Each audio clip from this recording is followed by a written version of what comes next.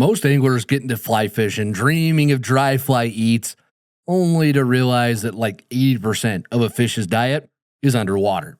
That's when nymphing enters the chat, and all of a sudden you're dealing with tangles, depth changes, flies that are too heavy or too light, and not knowing when in the heck to set the hook. This week on Untangled, Alex and I are sharing the lessons we learned from creating our Nymphing Masterclass. You'll learn the absolute fundamentals of nymphing, and by the end, all these skills will click. This is Untangled, fly fishing for everyone, presented by Ventures Fly Co. Hey everybody, welcome to it. This is Untangled, and I am your host, Spencer Durand, joined by the intrepid, shorts wearing, even though it was 35 degrees outside this morning, Alex Stolz. How are you? Not cold. Are you sure? Yeah, man. Like shorts, you should be. I wear shorts every day, even in the winter. I'm aware. It's a problem. Under my waders, you know all those winter fishing videos that we have? I'm wearing shorts. Yeah, it's kind of bizarre. But speaking of cold, we might bore our audience to death today with the topic. We're talking about the single most boring way to fly fish, nymphing. All right, get out of here. But the most effective. No, nymphing is not that boring. I don't know. Maybe I've just been doing it too much lately because I am kind of over it at this point. You can get over it sometimes if you do it. I mean, from November to March, February, you're mostly nymphing if you want to catch some fish. Unless you're like me, you're headhunting in February. Headhunting those mid-rises. Doesn't get better than that, does it? No, so what we're going to do today, we are going to talk about the Nymphing Masterclass that we shot. When did we shoot that? All these dates run into my head so badly. It was this spring. Spring. So we put that out, and we learned a fair amount while we were going through this. And I've mentioned this on shows lately about, I think there might be this misconception out there about me that I am some all-knowing fly fishing sage, that there's just boatloads of information just shoved into this cranium, and that's just not true. I do see a couple of gray hairs in your beard. Yeah, please don't point those out. Thank you. But no, it's, yes, I've been doing this for a while, and yes, I know a little bit about it, but every week when I'm doing the show, I'm doing show prep, I'm getting ready to do Untangled, I'm relearning and remembering a bunch of important stuff.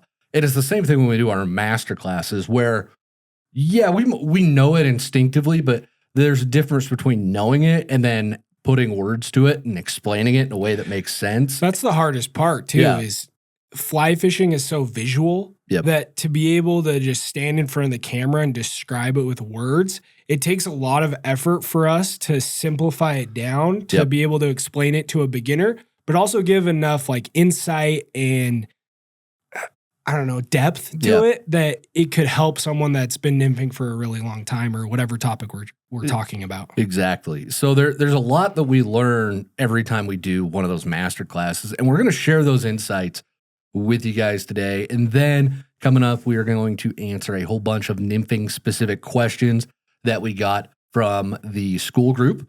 If you don't know about our school group, best way to describe it, it's like Facebook, but it doesn't suck. It's just a place to connect with a bunch of other anglers, talk shop, swap fly patterns, post pictures on the brag board of your good catches. And there's, over 4,000 people in there right now? Yeah. It's a pretty big community. I enjoy it. You just hop in there, bunch of fishing stories. Yeah. It's fun. No politics, no stupid memes, no Grandma Karen's dumb green bean casserole recipe, and none of that crap, right? It's just fishing. So that's where we got the questions for today's Q&A section when we get to it. But let's go ahead and talk Nymphing Masterclass in depth. And real quick, if you haven't checked out our Nymphing Masterclass, we will throw a link to go ahead and check that out, either down in the show notes or right here on the screen if you're watching the video podcast. But we did 6 episodes of this Nymphing Masterclass. We're going to give you a quick rundown of what's in each episode, and then we're going to dive into what I learned from filming it, what Alex learned from filming it, and hopefully y'all can take away some actionable intel from that. So Alex, why don't you start us off? What is in each episode of the Nymphing Masterclass. Yeah, so just a quick rundown. Episode 1, we wanted to give a quick overview of what nymphing was and kind of get people excited about it. So that's episode 1. It's real quick. It's really hard to get people excited about nymphing, though. We generally don't use AI, but we might have used it in that one. No, we don't use AI ever. Episode 2 was all about fly selection, and I think that was a super helpful video because, I mean, just think of how many nymph patterns are out there, and we talk about size and shape and color, and yeah, super helpful episode. Episode 3 was all about the gear for nymphing because, I mean, when you want to start nymphing, there's how many different indicator types, there's how many different split shots, there's nymphing specific fly rods, all sorts of stuff. So that what we tried to accomplish with that episode is just clarify the bare bone basics of what you need to start nymphing. And when you tune into that episode, you do get to see Alex in a donut floaty. So it's can't miss television, really, is what it is. Episode 4, we talked about all of the rigs for nymphing. So that's another pain point that a lot of anglers have.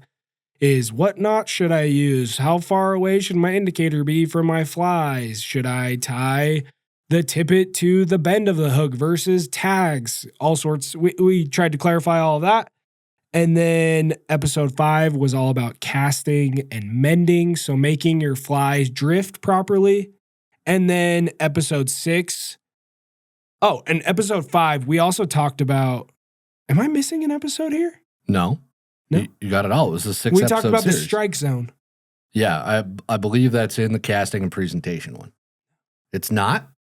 Is there another episode that we're missing? So episode 6 was all about how to get your flies into the strike zone.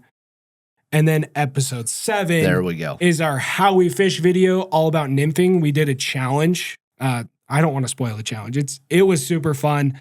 We went out on the river and put all of these principles into practice. And you get to watch me and Alex compete. So if you're into that sort of thing. And one of Alex's greatest cinematic achievements to date was accomplished on that shoot. Oh, yeah. The incredible eagle shot. And you'll know it when you see it in the video. So there's a lot of stuff in there. But that's literally, you take out tight line nymphing, and I don't think we talked about tippet rings. No. But you take those two things out, and we covered just darn near everything that there is in nymphing. And the reason we didn't talk about tight line nymphing, Euro nymphing, is because it deserves a whole masterclass of its own. It's a different way to fish. So this is all about indicator nymphing. Yeah, which that's a whole can of worms. I was about to say it's more effective, but I'm not even going to get into that yet today. We'll do that on a whole other episode. Coming to you in January. No, but let's dive into these takeaways. I think I'm going to start us off, Alex, if you don't mind. Please do. Biggest thing I learned, this is the first one I wrote down, and normally we don't do these in order, but this one is in order for me because it is the number one thing I learned. I am not patient enough when I am nymphing and working through a hole.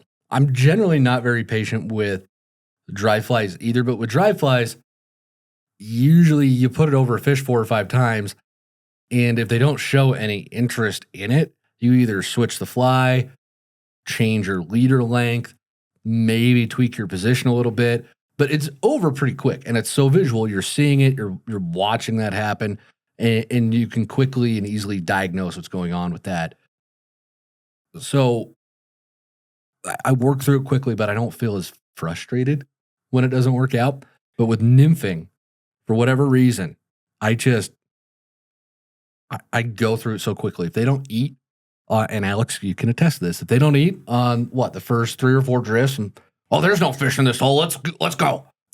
We'll give you 5 drifts. Okay, I appreciate it. That's more than I gave myself. But it really is shocking how if you make just a small change with your rig when you're nymphing, the changes that you're going to see. An example of this, we were up filming earlier this summer on one of our favorite river, I think, no question. This river is our favorite. And I was fishing a dry dropper rig, so I was nymphing, even though I had that dry fly on top. And I was fishing all of these pockets that normally produce a lot of fish, and there was nothing. The fish just weren't moving. I wasn't even seeing them flash on anything. So what I finally did was I knew there were fish in there because this river is stuffed full of more fish than you can count. So I added a slightly heavier nymph, and I started focusing on just slightly slower water that got a little bit deeper. And as soon as I made just those 2 tiny tweaks, boom, I just started catching a whole bunch of fish. Nothing to write home about, but I caught a whole bunch out of the pockets, out of where I expected them to be, and really just worked through the water. And normally I'll just fish it maybe 5 times, like Alex said, and then I'll move on. And there are advantages to both approaches like that. If you work through the water quickly, I'm not telling you that you're doing it wrong. Because remember, there's no wrong way to fish. You put your flies in front of a fish and make them look real. But I will tell you that if you want to catch more fish, you want to learn more about where the fish are holding, then you do need some level of patience as you're working through the water. And especially as a beginner, it's very important to overwork the water more so than underwork it, I would say, so that you can understand where the fish are holding, what they're going to eat. You learn all of this by doing it, right? So don't shortchange yourself the opportunity to learn a bunch just because you're like me and, well, didn't eat that first drift and that drift was perfect because I'm Spencer freaking Durant and I'm going to move on now. Don't fall into that trap, okay? So that was my big takeaway from this one. So, Alex, what's yours?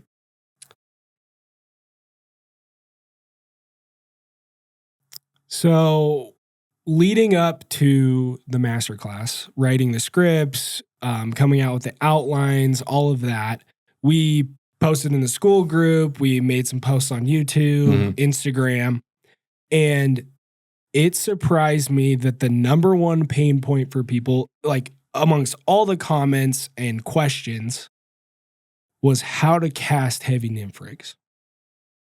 And it surprised me because again, we're not these fly fishing sages that know everything, but I think because I've nymphed so much over the years, my tangle rate has gone down little by little by little, and I don't get tangled that much. I still get tangled. Like, don't give me like he doesn't, because he listens to Untangled every week. Therefore, he is not tangled. Yeah, that's the key. But I still get tangles, but the frequency of my tangles has gone down dramatically over the years. And so it surprised me that people were having so many issues with casting those heavy nymph rigs and not getting tangles. So that was one of my big takeaways, was just how big of a pain point that is. And I wouldn't have pegged that as the big one that stuck out. I honestly think it was number one. I would have figured getting the right depth would have been number one. Yeah. But yeah, if you can't cast it, then it doesn't really matter. But I think the getting to the right, maybe we can talk about this in a minute. Yeah. But I think people don't realize how important getting to the right depth is, and they overemphasize the importance of fly pattern. They think that they have to change their flies versus getting the right depth. But we can talk about that in a minute. Yeah, and that's just like last week's episode. Was it last week's episode that was presentation? Yeah. 2 weeks ago? Yeah. Whatever it was. The presentation over pattern. Presentation matters way more than pattern does. Yeah. So I wanted to talk about, because it's such a common pain point, I wanted to talk about how to not tangle your rig just a little bit. So could you explain a little bit about that? Yeah, so it's real simple. First thing you got to do, you got to set your rig up, get it all nice and fancy. Step 2, you are going to face east. I don't care what direction you're in. Step 3, you're going to throw a few zebra midges in the river as an offering to the tangle gods. And step 4, you're going to go ahead and you're going to close your eyes. This is the big thing. And you're just going to start swinging. And you're going to know it when you feel it. That was such good advice. And that's how we teach you here at the VFC Institute for Advanced Angling Studies. It's a lot simpler than that, actually, and doesn't require losing any flies. It all comes down to wider loops. Wider loops, which all comes down to timing. At the end of the day, I shouldn't say every, but 99% of the casting problems that we get questions about boil down to timing. If you are moving your fly rod too quickly, you are going to get tangles. If you are moving your fly rod too slowly, you are going to get tangles. So casting is all about finding that rhythm and moving your fly rod at the appropriate time to load and unload the rod as that line is going through the air. Can you cast too slow? Yes. Because if you cast too slow, the loop just falls. I guess your itself. rod wouldn't load. Yeah. If you cast too slow. Yep. Okay. Yeah. So if you get those wider loops, this is so hard to explain on a podcast. That's why we did an entire masterclass on it. Yeah. So that you can see it. Yeah, you can see it. But those tight loops, it just means that the bottom of your fly line, when you're casting, the top of your fly line is that loop that's unfurling as it's heading towards the target. And so the closer those are together, the tighter the loop, the further they are, the wider the loop. And when they're closer, you can imagine you have that split shot, you have those heavy flies, you have that indicator. Gravity is working against you, and it will hit your fly line, and that's where the tangles come from. And if you just slow down just a little bit, you open that loop up just a little bit, you'll be amazed at how your tangle frequency just plummets. Yeah. And we also talked about a little hack. It's called the water load, where if you don't even really have to cast. If you just let your fly line and your flies and everything extend straight downstream of you, you can use the leverage of the current to load your rod and fling it forward. It's literally just like a flick of the wrist. Yep. And your line casts out there. And so the downside is it's not super accurate. It's not. So if you need some good accuracy, you're going to need to learn how to cast. But it's an effective tool to use in some situations. If you're fishing like a big wide river where there's not any overhanging branches or anything, you can use that all day long, and it's great. Yeah, you'll be in business. Well, that's a good one. My next one, or are you good on? Yeah, I'm good. Wonderful. Yeah. My next one is this reinforced for me how much size and shape matter when we were picking a fly out of our box. The pattern doesn't matter so much as is it the right size and shape for what the fish are going to be seeing in the water. And I say this because we spent a good half an hour. No, it was a lot longer than that. It was like almost an hour filming those underwater shots of getting the nymphs to drift, because I would throw them up there and Alex, you go a little to the left. No, a little to the right. No, closer. No, further. No, you did it wrong. Yeah, we're talking like 2 or 3 inches, because I have the GoPro underwater trying to get these nymphs drifting by like in focus, like they're naturally drifting. Yeah, it was not easy. It was tough. But what really stood out to me from that is that the water's not as clear as you would expect underneath. Even if it looks crystal clear on top, when you get underneath, there's still so much reflected light and whatnot. And even though that we know fish can see very well in the water, I mean, obviously they would need to, they're fish, kind of makes sense. It was really hard for me to find the flies that were drifting until they were almost out of the frame sometimes at regular speed. If I slowed it down, I could see it just fine, but at regular speed, and I'm like, this is bizarre. How do the fish see these little things? So it really just reinforced that truth that size and shape matter a ton, because you want stuff as these flies are drifting, they're going very quickly. The fish have to look at it, make a positive association with it, and decide, yes, that's food, and then go and eat it. And that has to happen very quickly. Which is why I would say it's easier to catch fish in faster water than it is the slow, barely moving water. Because then they can sit there and inspect it. Exactly. Yeah. Like, you used the wrong brand of dubbing on this hare's ear, you bargain bin shopper, so I'm not going to eat it. It feels that way sometimes. But it just reinforced, as we were watching that footage and cutting it down to use it, it really hit that back for me about how much size and shape matter when you're picking your nymphs. So, and I think that dovetails really well into my next one, which good. Look is at that. Just what we talked about earlier. I want to dive into it. Okay. Fly pattern versus getting to the right depth. Like, it was so emphasized while making the masterclass. And just as I've fished a large amount over the last 5, 6, 7 years, I learned the same lesson over and over and over. That if you get your fly to the right depth versus whatever fly you have on, like that is the most important thing when it comes to nymphing. Well, you went to Slovenia last year. I did. And that river, you were only allowed one fly, right? One fly. One fly strike indicator or no? Strike indicator, but it had to be wool. Okay, wool strike indicator, one fly. And if I'm remembering our conversations about that trip correctly, you had to use a weird looking fly, right? It wasn't like a real food item. It was just kind of... I went through the whole freaking ringer. But the one that Andros, shout out to Andros, by the way, the one that he recommended the most was a weird looking pattern, he had a whole bunch of weird flies I had never seen before in my life. And it didn't really look a whole lot like food that's in there, right? I didn't. Yeah. But how many big marble trout does he catch?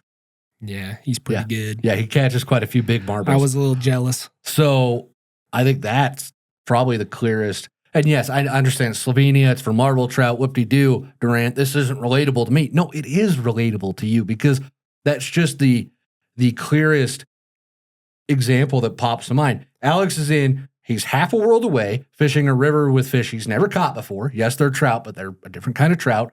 He doesn't speak the language. He doesn't know jack about the river, the aquatic life at all. And using this weird-looking fly, got it to the right depth, and what happens? Well, spoiler alert for those that haven't seen the video. Well, we don't have to say if you've caught a marble or not yet. Yeah. It's all about the right depth. You caught some nice rainbow trout. So I did catch some nice rainbow trout. Whether he caught a marble is still, you'll have to see when the video comes out. When the video comes out. But yeah. And I think it's the same thing here. Like how many I just really liked that because you only could use the one fly. Yeah. And so the fact that you're limited to that really drives home how important that is. Well, and I even think of like a pheasant tail, a hare's ear. Do they really look like a mayfly? Dude, pheasant tails, 100%. Kind of. But it was, what's an even better example? What? Is episode 7 of the Nymphing Masterclass, where how many different fly patterns did we use to catch fish? Wasn't it like 8? Day? Didn't we use 8 different patterns? It was like 8. Yeah. It's been a minute since I watched the video, but we used the challenge of the video was we could only catch fish using certain flies. Well, I guess. So if we caught a fish on that fly, it was removed from contention, so neither of us could use it. So I think I caught the first one on the San Juan worm. I think it was the first fish, either that or the Waltz worm. And then, so neither of us could use it for the rest of the day. So we start out with our big confidence flies, and then as the day progresses, we're looking through the box like, oh, maybe this will work. Maybe this nymph will work. And we caught a lot of fish on 8 different flies throughout the day. So, including a really impressive specimen. No spoilers. No spoilers. I don't want to spoil it for anyone that hasn't watched the video yet because it was kind of fun. Yeah, it was cool. But it was just cool to see that work out in real time. So, no, you're right, though. It really is. It's all about pattern always is going to matter. Or presentation, pardon me, is almost always going to matter more than pattern. And so my last one is so related to this. Let's just cover it now. Yeah. So while scripting, Spencer came up with a fancy new acronym. Oh, I did. To help me remember, to help all of us remember what we should be doing out on the river when we're nymphing. What was that? I don't even remember. ABA. Oh, yeah. Always be adjusting. Yeah, you're welcome. It's trademark, though. Because literally no one in the history of fly fishing's ever thought of something like that before. But it's been a good reminder for me when I've been out on the river over the last year that's just like, always be adjusting. ABA, ABA, ABA. Because again, I firmly believe, and it's been confirmed to me over the years, that getting to the right depth is way more important than what fly you have tied on. Now, I will say that the flies you have tied on can be a tool to help you get to the right depth. Mm-hmm. And that's what I mean by always be adjusting is the strike zone. We got to get our flies there. It's going to change depending on the conditions or how fast the water is or how slow the water is or how clear the water is. There's so many different changing conditions in fly fishing, which is what makes nymphing fun for me, is I get to use my imagination and try and figure out where are these flies in the water column. And see, and I just imagine the fish down there just giving me the middle fin. Like, no, I'm not eating Durant. You talk crap too much on nymphs on the last episode. That's your problem, man. That's why you don't like nymphing. Why? Because I'm too negative? Because that's what you're imagining. Honestly, a lot of the times when they're not eating it, I'm like, well, there's just no fish here. I know. We talked about that before. But if you're trying to progress in your angling skills, you don't want to plateau. We have a different mindset. Yes. I want to end up like Durant. But as far as indicator nymphing is concerned, always be adjusting. There's 3 ways that you can adjust your nymph rig, and that's indicator distance, so how far away you put your strike indicator from that first fly. If you move it further away, your nymphs can get down deeper. If you move it closer, they'll be higher in the water column. Heavier flies, which is what I just alluded to, they're a tool. So if you use a fly with a bead, it's going to sink more than if you use a fly without a bead. And if you use a fly with a tungsten bead versus a brass bead, that fly is going to sink more. If you use a fly that is slimmer in profile than like a big buggy hare's ear, let's say, or like a rubber legs that has those big rubber legs going around. I blink. Can you do that again? Thank you. Yeah, appreciate it. That's what it does in the water. So that is going to get caught up more in the heavy, faster water, higher in the water column, than if you use like a Perdigon and it just cuts straight through the water. It's so streamlined. Yeah. Yeah. Yeah. And then the last one, I think this is our last resort, is split shot. Yep. Like, it's a pain to cast. It makes your rigs less sensitive, but sometimes it's necessary. If that water is cooking, like, put on some split shot. Is it fair to say that I'm the one who turned you on to that? You are 100%. Because when we met, Alex was split shot king. I was. Dude had every size. He had like 5 different boxes of it in a sling. Dude had back problems from how much split shot he was hauling around. I was carrying it around in my bag. It was like I was rocking out there 20, 30 pounds of split shot. Oh, and I've gotten away from it a long time ago and just used tungsten beads. And since I tie most of my own flies, I can add extra lead wraps to them as well. So I can control the depth because I know how heavy those flies are going to be. And that was a game changer for me when I found it instead of using the split shot, because it's a lot more sensitive when you're just using a heavy fly. The tight line anglers don't use split shot for a reason, because you lose a lot of sensitivity on your rig that way. So if you can go with those heavier flies and use those, split shot's the last resort when it is just too deep and fast and there's no other way to get down. That's when it makes sense to do it. But even then, I would much rather just tie on like a giant woolly bugger and use that as the weight instead than put split shot on, to be completely honest. Yeah, so, I'll use a fly that is just big old tungsten bead. Big wire worms or something like that. Yeah. But guess what? What? You'd be surprised how many times fish eat that fly because it's at the right depth. Yeah, because it just plummets. It just gets down there. So, well, it's good stuff, man. I got one more.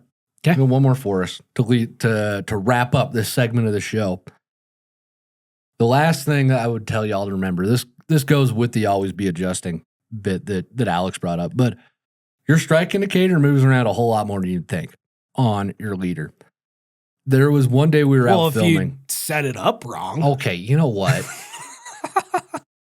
I come all the way down here from Wyoming just to get abused. It was voluntary. It was not voluntary. He's here for Thanksgiving. Don't let him fool you, folks. Hey, no. You hush your... I don't travel for family get-togethers. I'm Spencer Durant. I fish. No.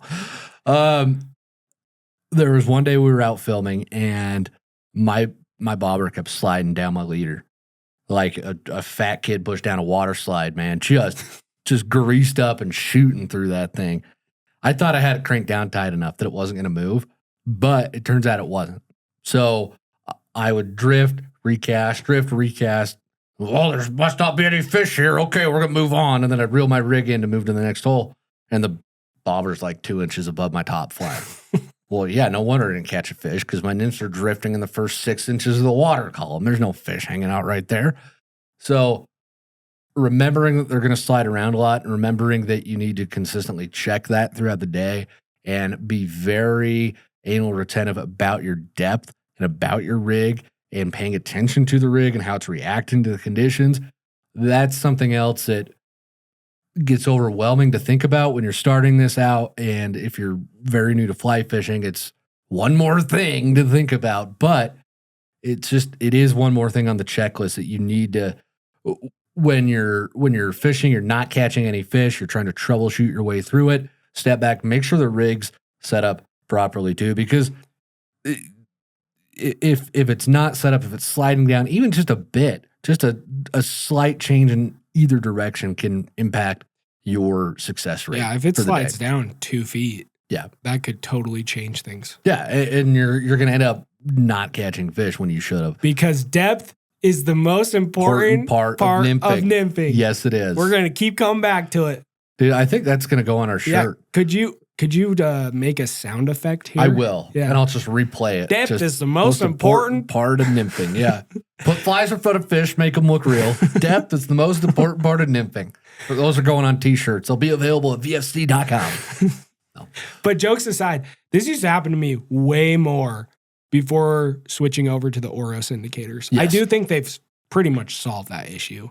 I do have to crank them down enough. If you're like me and you lose all of your Oros indicators, how many times I'm like, hey, Alex, I don't have any indicators. Even though I come in and raid the warehouse 4 or 5 times a season. Dude, I gave him a brand new pack the other day, and we were out on the river, and he's like, hey, I don't have any indicators. I don't know where they went. They went in my truck, and they're gone. I'm so sorry. I keep telling, this is why I need a company truck, because then I'll never lose anything either, right? It's science. Makes sense. No, if you're like me, though, and you lose them, or you have one that you've kept for like 10 years for somehow, but it's the only one you've got, they'll wear out a little bit after time. So if it's consistently sliding down, go spend, what are they, like $8 for a 3-pack or something? Or 9 or something. Go spend your $9. You don't need that latte, right? We get lectured all the time about, well, you could probably buy a house if you didn't drink your fancy coffee every morning. Yeah, okay, skip it one day, buy your indicators, you'll be fine. So it'll make you happy. Yeah, it will. I think that wraps it up for us, man. Yeah, let's get on to the lightning round. Let's do it. So every week on Untangled, we do spend half the show directly answering questions from listeners and viewers just like yourself. And we do have a form for you to fill out to send questions on in. And they form the basis of the show every week. But Alex is on the show consistently now, under threat of life, by the way. That was in part of your contract. So just an FYI. This is news to me. No. But since we've started having Alex come on once a month on his shows, we are going to pull questions from school. The other shows a month, I will be pulling the questions that y'all submit. So if you want your questions in, either send them in that way or make sure you join school so that you get your questions on in. But we pulled, we pulled all these from school. Alex put a post in there, and like over 50 questions submitted when we cut it off to start putting the script together. Yep. So we appreciate it. Thanks to everybody. Yes, that's amazing. Thank you. So, and a lot of folks had a lot of the same questions. So if yours didn't get picked to be represented here, it's because your profile picture is weird and we don't like you. No, we just picked the ones that there's a lot of people that ask very similar questions. So our first one, we're going to answer as many of these as we can with the time that we've got left. And Tim has our first one. He writes in and says, I am brand new to fly fishing. Can you explain nymphing and why you would choose to do it? Well, Tim? I think you should answer this first because you're so reluctant to nymph that, like, what are the circumstances that push you to nymph? So it's like a country song. Your dog died. Your girl left you. your truck broke down. You ain't got no way to feed yourself unless you go out, catch fish on a nymph. So it really is that last resort. It's drudgery. It's depressing. It's dark. But you win Grammys for it. So, it works. No. Nymphing is really, it's just fishing with the baby versions of the aquatic insects that we see out on the water. So you go to the river, there's bugs flying around. You're worried that they're going to bite you or whatnot and give you malaria. It's valid concern. But bugs aren't just always buzzing around. They hatch and turn into those buzzing forms. And when they are not buzzing around, they're living under the water, and that's what the fish eat. Yeah, if you go to the river, vast majority of their diet. If you go to the river and you pick up some rocks and you look under them, yes, you'll see these nymphs. There's tons of them under the water. So you're trying to imitate that because, unfortunately, about 80% of a fish's diet is nymphs. Can we talk about that percentage? I feel like that's just thrown around in the fly fishing world. Mm-hmm. Like, there's no scientific study. But we accept it. Right. So that's I know the science. It's just funny. It's no, you're right. I can't find the study that backs it up. 84.3% of trout eat nymphs. I think it was Dr. Bob Behnke, the trout scientist from forever ago. If you read any scientific papers like I do, because I'm a learned man of the world, you'll come across Dr. Bob's stuff. Yeah, I just think it's funny that we throw 80% out there. And I feel like he stated it somewhere, but I haven't been able to find it. And I could be wrong. But his stuff, he does a lot of stuff about trout genetics and trout behavior. Really interesting stuff. The late Dr. Behnke, by the way. But anyways, so most of a fish's diet's underwater, so you want to have a good chance of catching them. Nymphing is going to give you a great chance of putting quite a few fish in the net. So you're going to choose to do it when there's not an active hatch, when fish aren't actively feeding on top of the water, where there's not something that's going to draw them up to the surface to eat. Well put. Well, thank you. And then I guess just to piggyback off that, there are times when you will go double nymph rig versus dry dropper, for example. Mm-hmm. So like middle of the winter, you're probably not using a dry dropper. Like there's not even a slight chance that a fish is going to come up. And there's always a chance. There's always a chance. It's what I had to tell myself on 156 first dates before I met my wife. There's always a chance. I will give that to you. Sometimes the fish comes up for a dry fly in the winter. But most of the time, if you want to have a really good shot at catching a fish during the winter, you're going to double nymph rig. During like the spring and summer, you can start like transitioning over to a dry dropper. So it's like, I have a chance to catch it on the dry. I have a chance to catch it on the nymph. And so just to give a little more depth on that answer, there are different times that you might use a dry dropper versus just a double nymph rig. No, it's a good one. Thank you. All right. Wade has the next question. Says, is there any tricks to cast heavy indicator rigs? I often have trouble casting leeches with indicator rigs. And then Zach piggyback on to that and said, this kind of plays off of Wade's question, but when casting an indicator rig, I sometimes feel like the indicator is smacking the water hard when it lands. Is there a way to cast out the impact / is there something I'm doing in my cast that makes it more likely to hit the water in that way? Also, is that more likely to spook fish, or is it something I should be worried about? I've had some success nymphing, but I suspect my cast needs improvement. So we dove into this quite a bit is one of our points. Yes. But wider loops, slow down your casting. That's how you're going to avoid tangles. But as far as like getting your indicator to land more softly on the water, been trying to think through this all morning. Stop your rod sooner. Higher in the air. Yep. You want to stop your rod tip a little bit higher in the air. But how's that? You also do the same thing for a tuck cast. Yes. Which will actually make your flies hit the water faster. So what is the difference between those two? We just explained aggression? No. I was out fishing last week and I had an indicator on. I I know. Don't look so surprised. With 2 fairly heavy nymphs on, and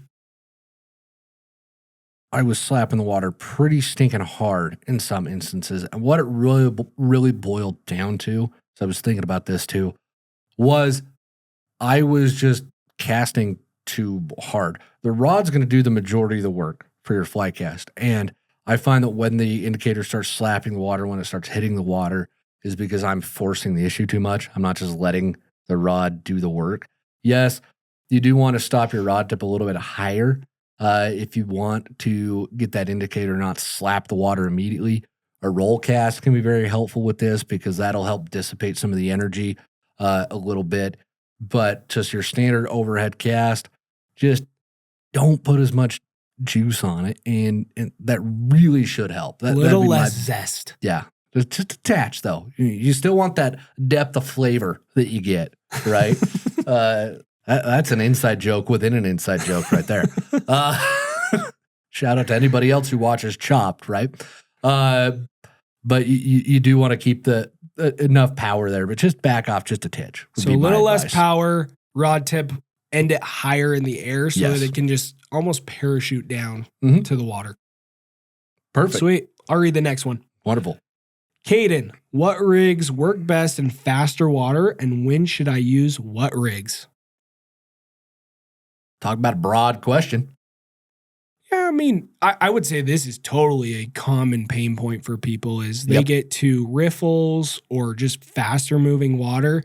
Let's say it's the middle of summer. You know there's some fish there because they're trying to get that oxygen. The water's getting a little bit warm, and so they want that nice riffly, bug-infested water. But it is hard to get your flies to get all the way to the bottom in the strike zone when that water's moving so fast. Yes, it is. So when I'm thinking through this out on the river, I think the first thing I do is just tie on heavier flies. It used to be maybe add split shot. You could move your indicator further away from your nymphs, but I have found that if you're fishing faster water, your indicator and your flies kind of get disconnected and it's harder to feel takes or see takes, right? So I like to just add heavier flies with tungsten beads and like slimmer profile flies. We talked about that earlier, like a Perdigon or a Spanish bullet or a zebra midge. Yeah. Those flies that just sink all the way to the bottom. That's what I'll do in faster water. No, that's a good one. The other thing you can always think about too is just casting further ahead of where you think the fish are holding. Give the flies more time right there, ladies and gentlemen, to drop into that strike zone before they get to where the fish are holding. So yeah. So if you know where the fish are hanging out, if you cast like 5 feet ahead of it, it gives your flies more time to sink. Yes. Wonderful. As far as when I should use what rigs, well, nymphing, it's a last resort. When you've admitted that you're not good enough to catch fish on dry flies, you'll tie a nymph rig on. No. I've got so many of those little jabs. I'm so sorry. I'm really not helpful. Don't know why Alex keeps me around, to be honest with you. But as far as when you should use what rigs, how many different nymph rigs are there? I feel like people get this misconception in their heads that there's so many different nymph rigs, and really there's kind of not. I mean, you've got the bounce rig or you've got tying them and taining them. That's really it. At the end of the day, you're putting them beneath an indicator, right? Yeah. It's not. Yes, you can use tippet rings or you can use tag ends to have your nymphs drift off of, but at the end of the day, none of that stuff really makes a difference. It's all about what you like the most. And for me, I just nymph tying my nymphs off the bend of the hook of each other, whether it's 2 nymphs or 3. And that's just what I've always done. It works very well for me. Alex likes to use the tags. He thinks and feels he gets a better presentation with tag ends. And with a little bit of caveat, I use that on bigger rivers where it doesn't really matter. Like my accuracy doesn't really matter versus if I'm fishing a smaller river where I got to land my flies and drift them through a real small pocket of water. Yep. I will put them in tandem because it's easier to cast. I don't have this tag end like zipping around. Yeah. So, but at the end of the day, like, just put your nymphs under an indicator and just go with it. There's really, I find it very hard for me to tell you that one rig is going to do so much better than another. And give you an example. The only river that we ever name on this show, the Low Pro, right? The greatest river in Utah, by far the premier fishery, not just in Utah, but dare I say the entire Rocky Mountain West. Just stuffed with enormous fish, willing to eat everything. They've got this reputation for only wanting fish or flies on the bounce rig, right? Yeah. That's a big deal on the Provo rivers. Oh, sow bugs on a bounce rig. And there's a lot of truth to that, but I have never fished a bounce rig on the Provo, ever. That's a good claim to fame. And I have caught quite a few fish off of the Provo. I'm not the Lance Egan of the Provo. I am not that good at the Provo, but I also don't go to the Provo anymore and get frustrated by the fish. I get frustrated by a whole lot of other things, but not really the fish. In terms of like feeling that I can't get to them or that I need a certain rig to go that way. It works very well in the Provo. Just there's a lot of deep holes, a lot of deep runs, a lot of fairly quick moving water, I would say. So they get down there and the bounce rig's nice because it sinks very quickly and then it keeps your flies just ticking right along the bottom. But if you set up a tandem rig correctly, you can achieve the same results. So it's really just getting your flies to the right depth. Exactly. That's really all it's about. So I know it's supposed to be lightning round. We're supposed to be kind of quick, but I really wanted to hit that point because we hear that question. When should I use what rigs? It's real stinking simple, guys. There's just not too many rigs to this. So, I would say what's more important is just pick a rig and then adjust it and fish it and figure out what works for you. I would agree. So if you pick the double nymph rig, like, don't worry about if you're doing tags or if you're tying them to the bend of the hook. Worry about if your flies are heavy enough, if your indicator's far enough from the first fly. If you, what's the other one? Split, should I add a couple split shot? Play around with that. That's going to be way more important than what rig you decide to use. 100%. Awesome. Well, David has our next one. Says, I was advised by my local shop and some friends to use a Dorsey indicator at a local highly pressured river. Can you talk about the pros and cons of yarn versus bobbers and if or when it is advisable to use them? So, yarn indicators are more subtle for presentation. They do land softer on the water. Yeah, they don't slap the water. So if that's a real issue, then yeah, go that way. Cons. They float about as well as I do, which is not great. Okay, if you've seen my hefty self walking around anywhere, you don't look at me and think that's a feller's going to float in the river. No. And yarn sinks. It's so frustrating. You just need an entire bottle of floating dedicated to just that yarn indicator, and you're going to use that whole daggone thing on one day. I would say especially if you're using really heavy flies. Yep. If you're using, Dorsey indicator, Pat Dorsey. Yeah. Midges. If you're using tiny little size 18, 20, 22, 24, 32, whatever they use in Colorado. 48s. Yep. If you're using those, I think a yarn indicator works great. If you're using anything 14, 12, I have found it just to be a pain in the butt. Yep. That indicator gets wet, it starts to sink, and once it gets wet and sinks, there's no going back. You just got to pull more yarn out. And I would also say they're not as easy to adjust either. They're not. So again, when you're on a tailwater where there's very predictable depth through very long runs, it's great. But if you're fishing water where the whole depth in the river itself changes frequently, I wouldn't use them. So, yeah, I would say it's very similar to a thingamabobber. Yeah. Versus the Oros. We talk about Oros all the time, but they're great. Yeah, there's a reason that's what twist, slide. There's a reason that's what's in the starter packs. That they just work. If I want to go more subtle presentation with an Oros indicator, I just go to the small ones. They have really small ones. And if I'm using those really small midges, it's great. They don't, they're not as subtle as the Dorsey indicators. I will give it that. But they are subtle enough for what I need. Yeah. And they're a lot more subtle than the medium ones, which is what I use the most of the time on those big rivers. So wonderful. You want the next one? Yeah, next one. This is Aaron, right? Yes. Aaron, how did you learn to thread the needle of being low enough in the strike zone to tick the bottom of the river on occasion, but not be too low that you're constantly losing flies to snags? Are you more likely to achieve this by using weighted nymphs or by using split shot? You got the answer? Practice. Yeah, it really does boil down to practice. There will be a point in your fly fishing career where you can just guess the depth and be pretty stinking close because you've done it enough, especially if you're fishing the same river consistently. You're going to get familiar with it very quickly. But it all just takes practice as you build up to that. My default is unless it's very clearly shallow or very clearly deep, my default is I put my first fly 6 feet underneath my indicator and I adjust from there.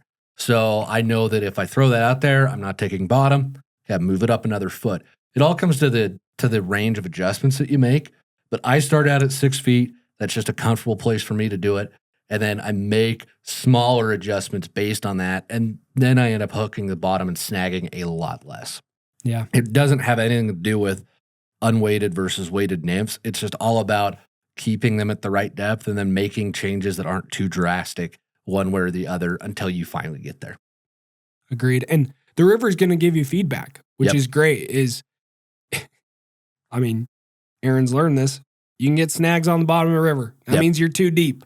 But if you're not catching any fish and you're like never catching bottom, let's say you go 20 drifts and you never catch the bottom, chances are you're probably too shallow. Yeah. So if you catch the bottom maybe every 5, 6, 7 casts, right at the end of the drift, maybe your flies are just drifting and then right at the end they catch the bottom, that's a pretty good indicator that you are in the strike zone. Yep, you're right where you need to be.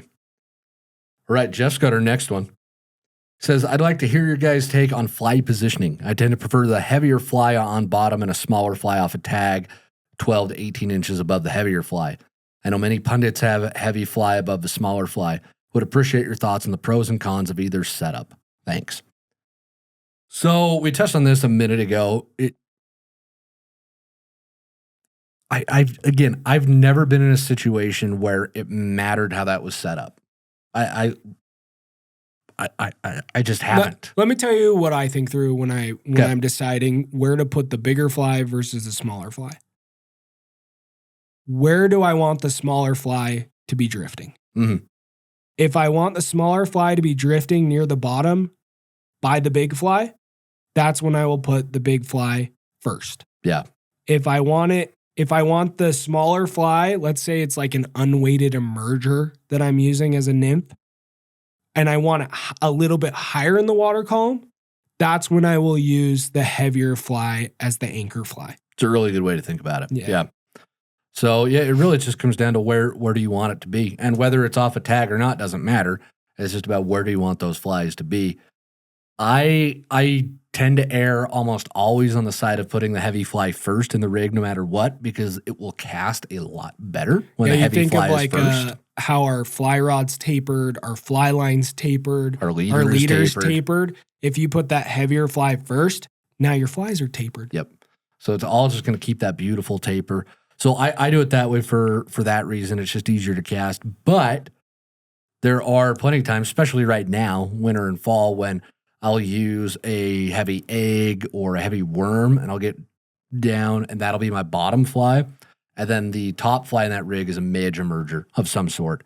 And that works very well. So I've flipped it a little bit. But again, the egg's not going to drift high, so it doesn't make sense to have it as the first fly in the rig at that point. So comes down to what you're trying to accomplish with unless you want the egg to drag your second fly down if you're using like a smaller midge pattern. Yeah. That's when it makes sense. Yep. Wonderful. Good question, Jeff. Next one. Brendan. Strategies for getting unstuck from the bottom or debris. Well, Just first thing you're going to do, don't yank on your rod because that is a guaranteed way to snap the rod. Fly rods aren't made for that sort of sudden shock from that angle. We actually had a very interesting discussion with Hank Kane over at the Winston Rod Company about that on like episode 60, 70 something of Untangled. It's been a minute. But he talked about that. He's the rod engineer over there at Winston. And I think he was telling the story about he went out fishing with somebody who had a brand new Winston and they got stuck on the bottom and they just start yanking on it. And his heart just starts hurting because it's like, oh, you're going to break it. You're going to break it.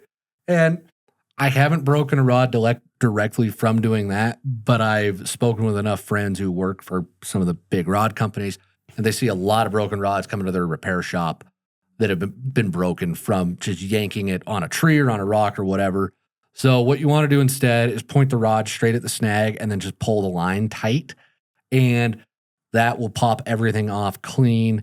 Yeah, or it'll break the tippet or the leader. Yeah, that's what I mean with popping it off and clean. That's if you want to just give a donation to the river. Yes, if you need to make your offering.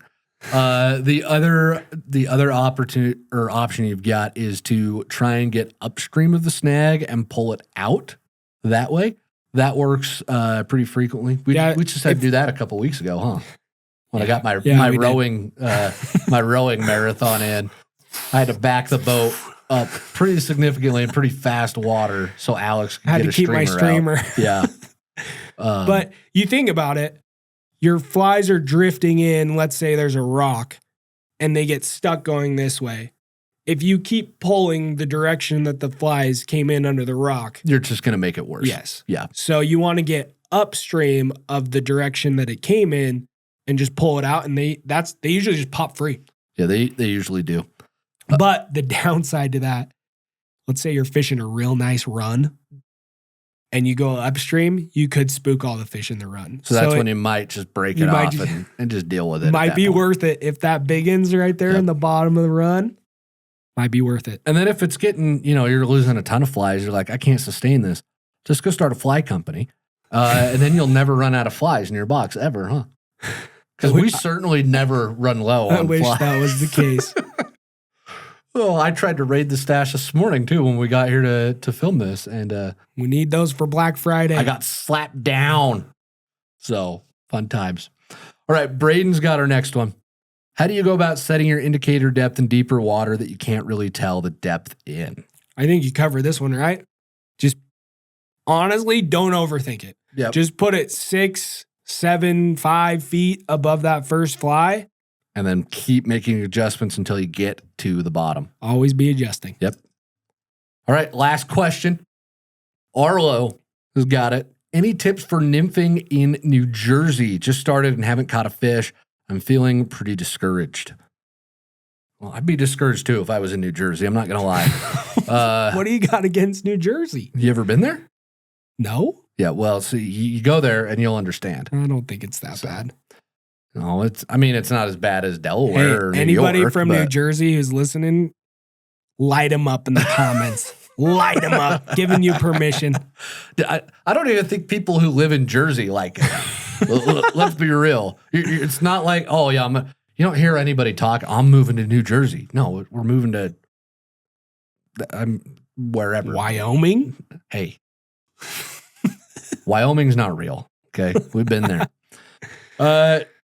Arlo, first off, I know it's really hard not to get discouraged when you're not catching fish because you just have this goal in your mind and you put all this time and effort into getting cash money. Yeah, cash money, like getting ready for a trip, driving, getting to the river, spending all day out there to not really have anything to show for it. First off,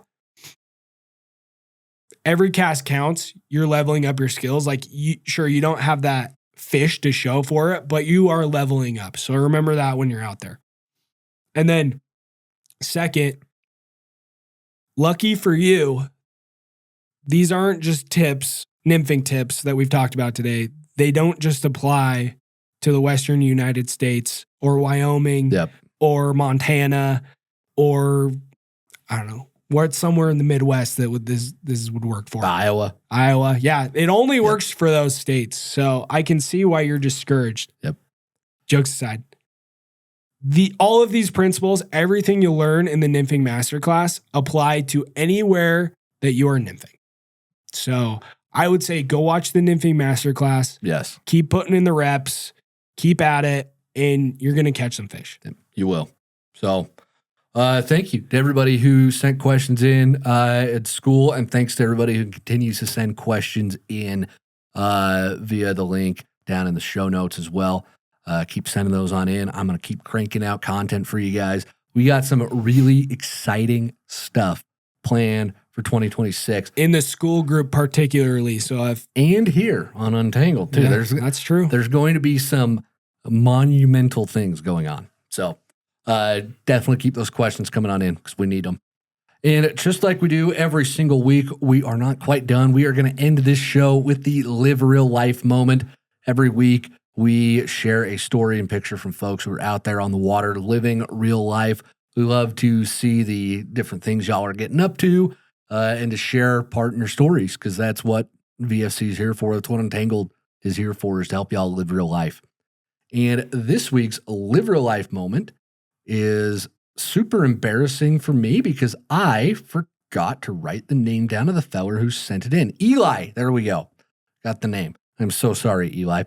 I was a little frantic as I was putting this one together today. Spencer was late. So Eli sent this Live Real Life moment in and says, one of my very close friends, Ryan, and I went fishing in downtown Gatlinburg a couple weeks ago. We parked all the way on one end of downtown and popped into the river. As we continued our way downstream, we came across a hole that had massive trout swimming all around. I remember Ryan telling me that the hole looked too deep and too slow to fish, but I adjusted the depth and tied on a double nymph rig with an egg and a blowtorch. Almost immediately, my indicator went under and I hooked into what would have been my personal best trout, but my knot snapped. I tied on the same rig and threw it again and once again hooked into another large trout.